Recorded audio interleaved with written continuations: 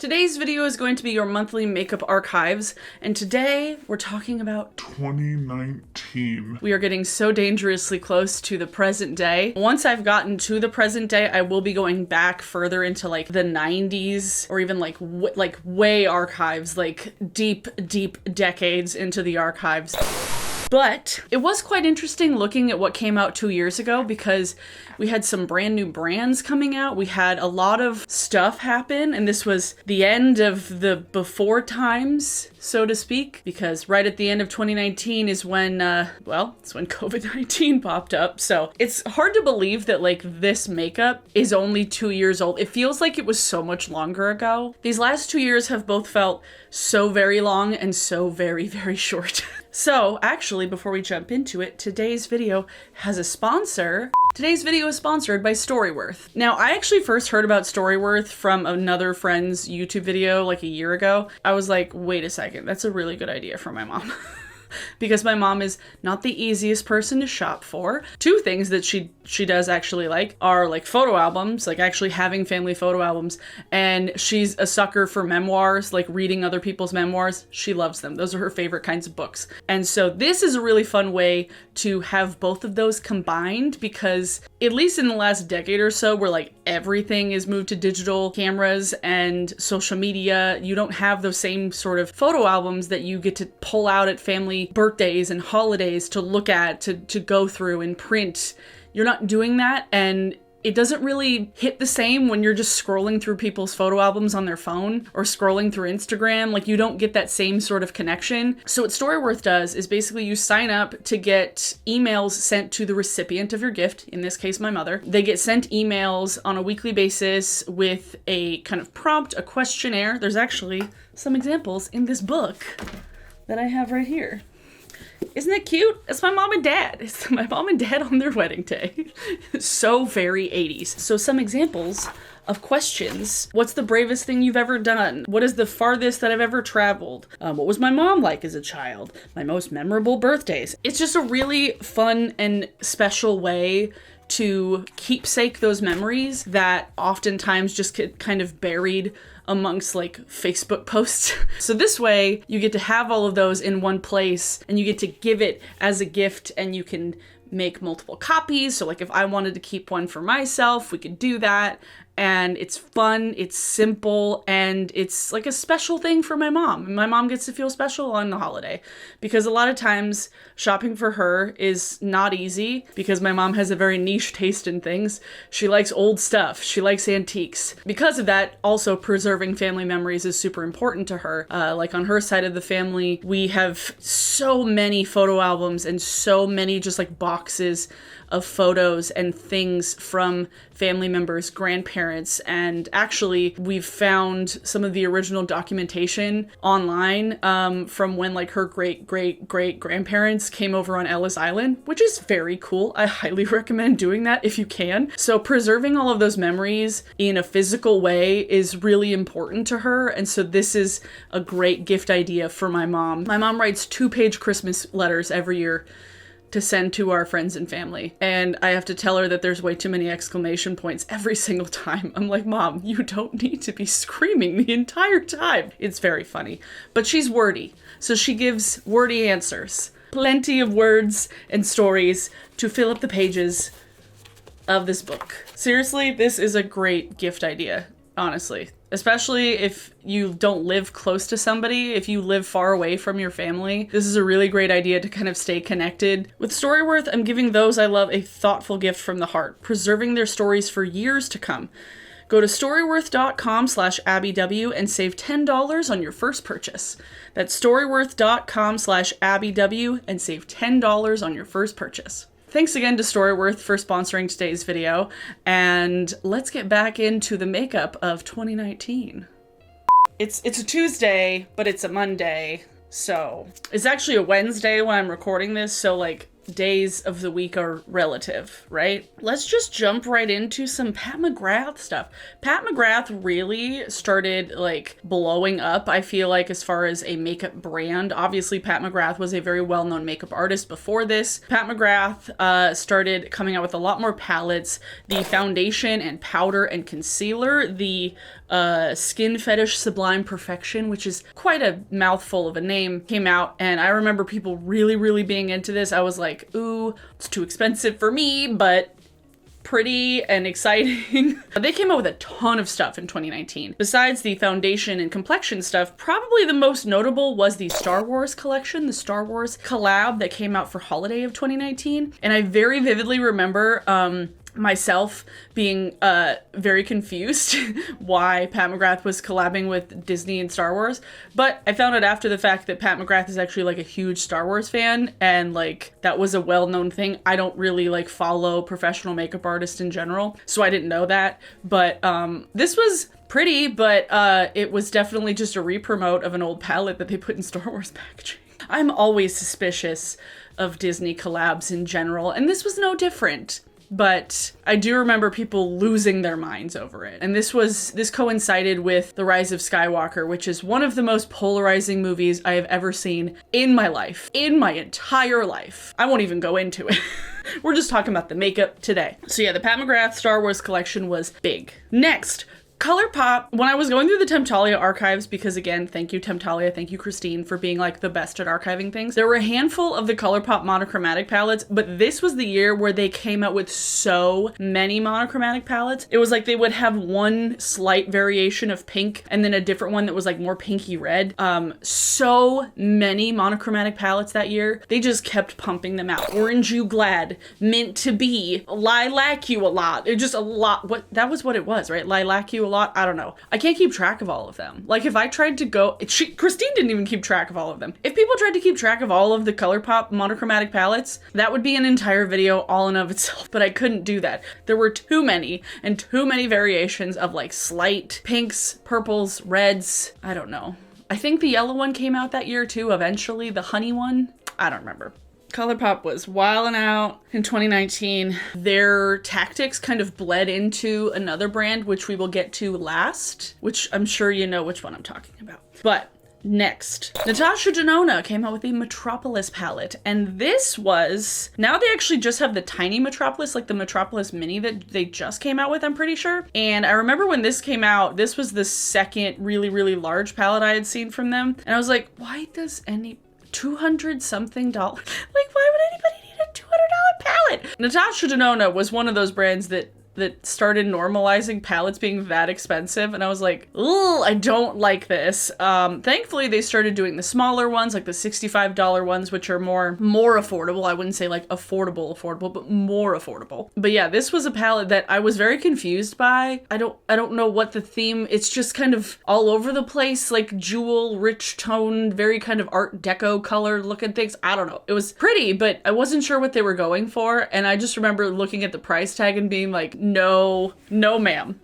Nope, too expensive. But yeah, that was a thing. Tarte actually came out with a palette that I kind of liked. And I think I remember liking it because of Nisa, because Nisa got it and told me about it. It was the High Times and Good Vibes palette, which again, the cringiest name. There are worse ones from Tarte though, to be fair. To be fair. Well, to be fair. This isn't the worst of Tarte named palettes. This one at least kind of rhymes, but it was actually really pretty. It had like a little quadrant, like a little section of blue and a little section of kind of like rosy neutrals and then like glitter through the middle. I'm not the biggest fan of pressed glitter in palettes all the time, but aesthetically, this was actually very pretty and concise and like made sense, kind of. Like this was actually something that I was like, okay, Tarte, like that's kind of cute. I didn't buy it, but I was tempted by it for sure. That was the one time in a long time that I was tempted by a Tarte product. But I think the last Tarte thing I bought was the Shape Tape concealer. The last time I bought the Shape Tape concealer. Yeah, I'm pretty positive that was the last Tarte thing I bought.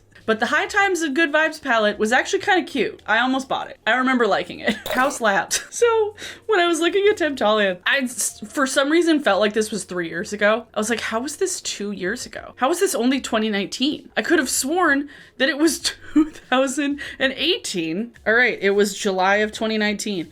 House Labs was released in the weirdest way. They essentially released the line and released the products technically on Prime Day of 2019 in July. It was like July 15th or something. And I made a whole video about it, just being like, don't buy House Labs because they're releasing it on Prime Days. Because Prime Day, the employees at Amazon were striking. And so I was really pissed off that they chose Prime Day to like pre-launch this product. But the weirdest part about it was that the products didn't actually get sent for 2 months. So people bought them in July and they weren't going to get them until September, which seemed like a very weird Amazon-y way to market it. It's like, it's not going to get sent to you till September, but you can use your Prime Day deals. But I'm like, but Prime Day, it's like you're gonna get things quickly, but you're pre-ordering stuff 2 months in advance, so you're not even getting like the Prime Day benefits. The House Labs line was released to kind of mixed review. I feel like some people were really into a couple of the products, but most people were just kind of like underwhelmed, and it wasn't what people were expecting from Lady Gaga, because most people would associate Lady Gaga with more kind of over-the-top, kind of avant-garde type looks, and this seemed very tame. And it wasn't that inspiring, and I was just unamused by the fact that they did like an exclusive partnership with Amazon. So, you know, that was a thing. One other release that ColourPop came out with that was very successful, that I actually bought several products from, was the Sophia Nygaard collaboration. This was so successful because Sophia was doing all of these like Franken makeup videos at the time and like mixing lipstick colors and making fun new unique lipstick colors. And so doing a brand collab with Sophia was very smart. Of all of the like explicitly non-beauty channels to do a makeup collab with, Sophia was great business for ColourPop. And the lipsticks were good. Like, I actually still really like Bikini Bottom, the nude color. I use it. I mean, it's like one of my favorite nudes. They're good lipsticks. Like, they were good lipsticks for the price. The packaging was really cute. Like, I really liked that collab. I thought that was a really good idea, and it sold out so fast. So very fast. People were all over it. Next, Melt. We have another holiday collection. Melt started selling in Sephora that year, and they came out with the blueprint stack, which I thought was annoying. They hadn't fixed the packaging from the stacks. It was still like breaking apart. This was after the smoke sessions, and the packaging and the shipping was still not under control. So I was still very iffy about Melt palettes because of that. Like, when I got my Smoke Sessions palette, they were just like shattered. Super annoying. But they started selling Sephora, and for the holiday, they released the Amor Eterno collection, and oh my god, I almost bought like all of this. I had to hold myself back because I was like, I don't need this many palettes right now. I don't need both of these right now, but they were so absolutely beautiful. It was such a cool way to do a holiday collection that wasn't like any other brand was doing at the time, and it was just beautiful. It was gorgeous. The packaging was on point, but that was a highly anticipated holiday release. Melt really came out swinging. They're like, we're gonna get inside Sephora, we're gonna blow all you other suckers out of the water. And they kind of did. Like, it was so pretty. Anyway, Urban Decay. We have one Urban Decay product because that's all I really want to talk about from Urban Decay. The Game of Thrones palette came out that year to coincide with the end of Game of Thrones, and you know, it's kind of funny that the end of Game of Thrones coincided with the end of the Before Times. Just the fact that season had one of the greatest fight sequences. The fight sequence with the White Walkers in episode 6, I think. It was either episode 6 or episode 4, I don't remember. But it had like one of the greatest like soundtrack moments, just such a good ending to that episode. It was wonderful, chef's kiss. And then the finale was so underwhelming and disappointing. This palette, this collection was that. I feel like it was very disappointing. A lot of people liked it. I was not one of them. I hate the diorama palettes. I hate the thing that it was like 4 different palettes in one palette. I'm just like, just give me smaller ones. Just give me smaller ones. I don't need a giant one that's separated into 4 quadrants. Stop it. The only thing I wanted from this collection were the little brushes that were modeled after Jon Snow and Arya's swords, which I thought were kind of cute. But other than that, I wanted nothing. There was like a Mother of Dragons blush palette that was super boring and basic. It was just all across the board bad. Not a fan. The fact that this is 2 years old now is mind-blowing. The Shane Dawson and Jeffree Star palette came out in 2019. Wow, how far we've come since then. There were also a lot of other stuff that came out that year for Jeffree Star Cosmetics. There was like the concealers that got like leaked because his warehouse got robbed. I don't know. Yeah, the Shane Dawson giant advertisement, 7-hour ad palette came out that year. Oh man, what a time. What a time that was. Oh my God. The frenzy surrounding that release is so hard to believe now. It's so hard to believe now. It's so wild to think that that was just 2 years ago and how much has changed. Or that palette was so ugly. Oh my gosh. So ugly. So ugly. And the way that people lost their minds over it is true testament to the power of advertising.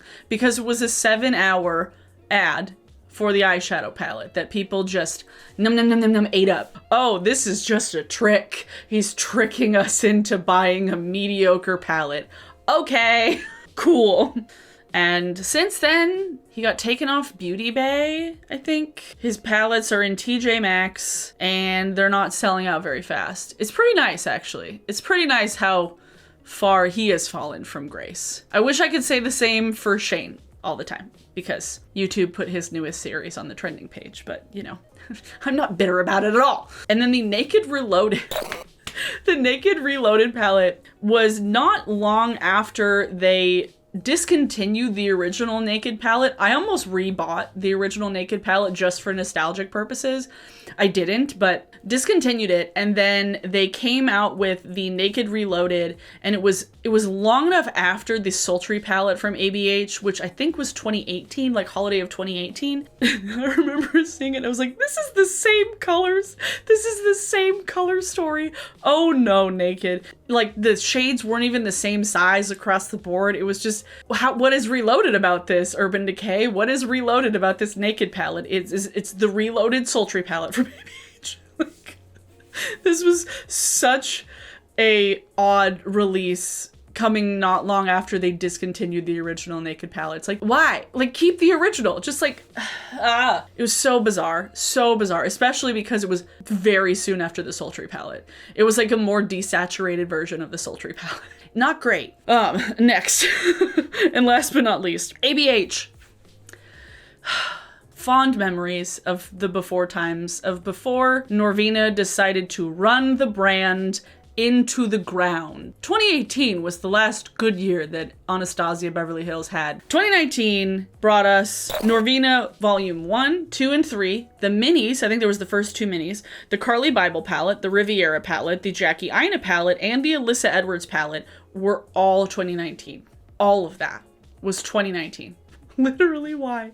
Why was this a thing? Why Anastasia herself gave so much power to Norvina is beyond me, because Norvina got so, I feel like, caught up in like the social media of it all that she just forgot that, like, oh, first we have to run a brand. Like, people liked ABH because of the quality of the products and because of the ingenuity and the creativity and the just consistency. This was where that all went downhill. Not saying that all the palettes were bad, because I have the Jackie Aina palette. It's great. Like, I have the Jackie Aina palette. It's good. I'm saying the Norvina palettes themselves was just a bad idea to have it be like a sister kind of brand to ABH. It was just very confusing. The way that those were released was idiotic, personally. I think that releasing 1 and 2 so close together and then 3 a little bit further out and then like 4 way further out, it was just a weird release schedule, because you had people buying 1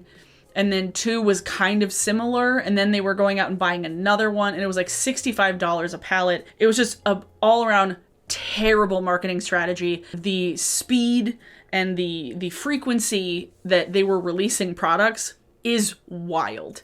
It was just, there was so much happening all at once and back to back to back to back. It didn't give any of the palettes or any of the collabs any time to breathe. This was definitely the year that people were just like, what the heck are you even doing? What are you doing? Why are you doing what you're doing? Why are you the way that you are? Just poor business decisions because you're ABH, you're not ColourPop. The difference between ColourPop coming out with too many products at a time, back to back to back to back, is that their palettes are anywhere from like $9 to $20.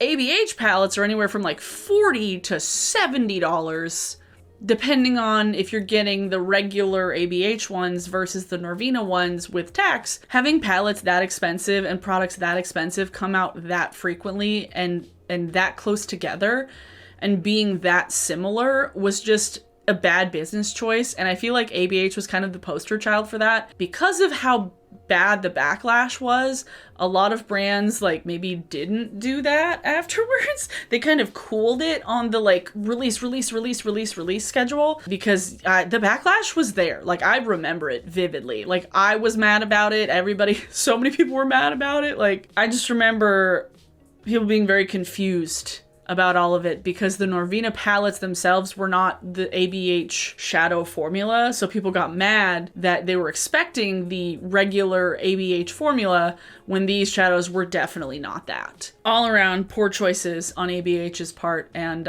yeah, I think the last thing I got from ABH, I got the Jackie Aina palette as a gift from Josh, I think Christmas of 2019. And then I bought a brow gel not long after that. Yeah, that was certainly a time. Certainly a time. Yeah, I mean, there was definitely a lot of products released that year. I could keep going, but I don't want to because these were the most memorable and the most iconic of that year that I can remember and that I was able to find. Ooh, today's song of the day. I have a song of the day. Yes. Today's song of the day is More Than Just Myself from SION, which is Jared Dines and Howard Jones, formerly of Killswitch Engage. It is their project, and this is their second single that they've released. They released The Blade earlier this year, and I listened to that so many times. Jared Dines is a YouTuber. He talks about music and metal and guitars and shredding and stuff, and he's great. He started doing this project with Howard Jones, and it's so good. Oh my God. I remember when The Blade came out, I just kept thinking, guys, give us more songs. More songs. Please, I need more songs. So they finally released another song last week, More Than Just Myself, and they're actually releasing their record this Friday, I think, on the 26th. That is this Friday, right? On Black Friday. Holy crap, I'm so excited because it's great, it's dope, it's loud, it's heavy. If the singles are any indication of what the record is going to sound like, that is going to be on my list of favorite albums of the year. Holy moly. I listen to the loudest music now, and 5 years ago me would be like, Abigail, what, are you okay? Answer is no. Yeah, More Than Just Myself by SION is your song of the day. It is so loud and good. Oh my gosh, I love it. But yeah, thanks again to Storyworth for sponsoring today's video. I encourage you guys to go check out the links in the description down below. If you guys want to follow me elsewhere on social media, my Instagram, my Twitter, and my Twitch.